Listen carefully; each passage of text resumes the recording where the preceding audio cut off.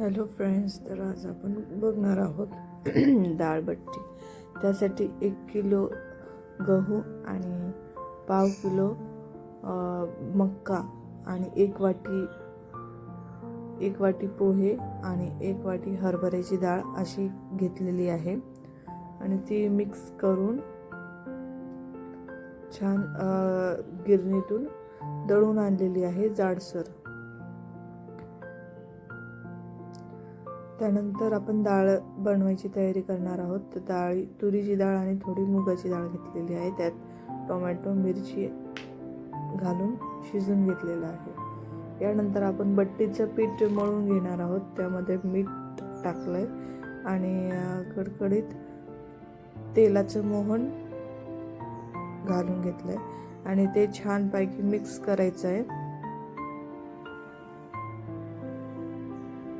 पूर्ण पिठाला ते व्यवस्थित लागलं पाहिजे तेल. त्यात गाठी वगैरे काही राहिलं नाही पाहिजे. तर अशा प्रकारे मी हे सगळं पीठ मिक्स करून घेतलं होतं आणि बघू शकता तुम्ही छानपैकी ते मिक्स झालेलं आहे आता. आणि यात जिरे आणि ओवा घातला आहे. त्यानंतर थोडं थोडं पाणी टाकून जास्त पातळ पण नाही जास्त घट्ट पण नाही असं पीठ आपल्याला मळून घ्यायचं आहे.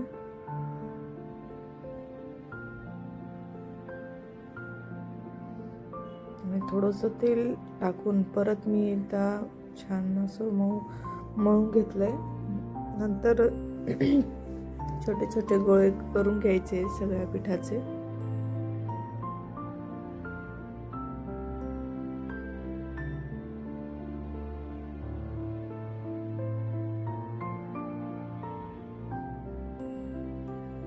त्यानंतर पाणी उकळायला ठेवायचं एका कढईमध्ये. आपले गोळे बनून तयार आहे. नंतर ते पाणी छान उकळलं पाहिजे. उकळल्यानंतर त्यात ते पिठाचे गोळे टाकायचे आहेत.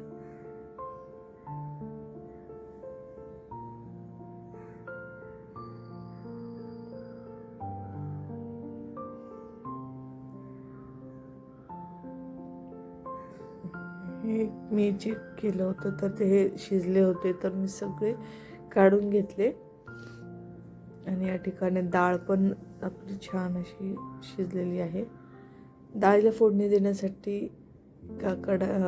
पातेल्यामध्ये तेल टाकून जिरे मोहरी टोमॅटो आणि कढीपत्ता टाकून छान फ्राय केलेला आहे. त्यानंतर अद्रक लसणाची पेस्ट टाकलेली आहे, ती पण छान फ्राय केलेली आहे. त्यानंतर हळद 2 चमचे म्हणजे 1 चमचा आणि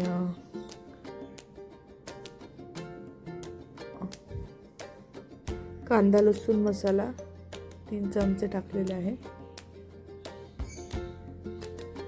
त्यानंतर काश्मीरी लाल मिरची पावडर,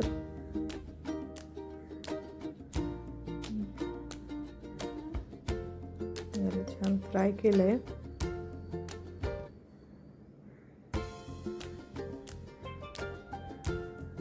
टमाटे छान फ्राय झालेले आहेत, बघू शकता तुम्ही.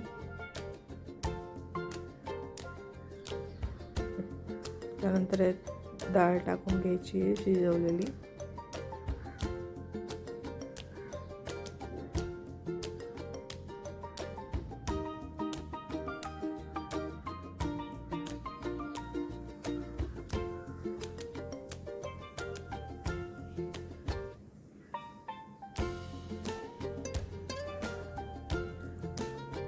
डाळ मस्तपैकी टाकल्यानंतर त्याच्यामध्ये जे आपण बट्टी शिजवली होती ज्या पाण्यात, ते पाणी थोडंसं टाकलं आहे.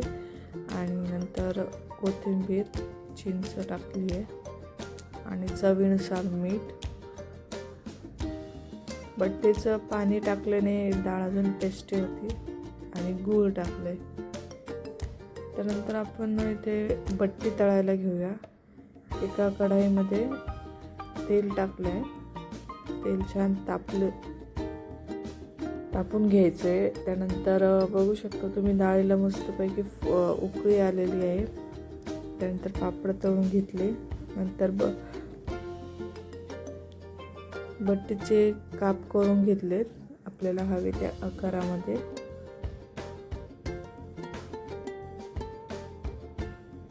मीडियम फ्लेमवर छान अशी बट्टी तळून घ्यायची आहे. मस्त खुसखुशीत होते.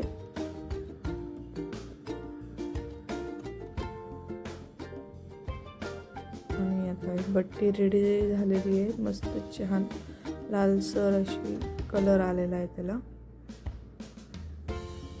आपण काढून घेऊया ही सगळी.